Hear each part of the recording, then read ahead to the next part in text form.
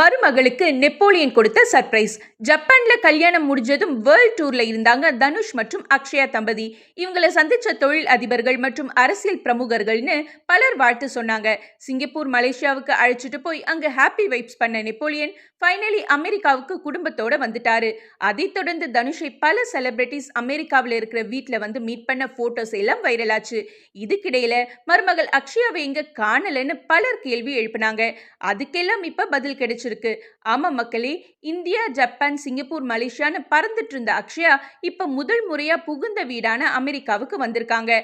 அவங்கள நெப்போலியனோட மொத்த குடும்பமே பூங்கொத்து கொடுத்து மலர் தூவி ரெட் கார்பெட்ல வெல்கம் பண்ணியிருக்காங்க. இது குறித்த போட்டோஸ் அண்ட் வீடியோஸ் இணையத்துல வைரலாகி இருக்கு. அதுக்குள்ள அக்ஷயா எங்க காணல, நெப்போலியன் குடும்பத்தோட சண்டையா, ஏதாவது ட்ரீட்மெண்ட்ல இருக்காங்களான்னு அது இதுன்னு பேச ஆரம்பிச்சுட்டாங்க. மேலும் தனுஷ் ரொம்ப மெலிஞ்சு போனது ஏன்னு கேள்வியும் எழுப்பினாங்க.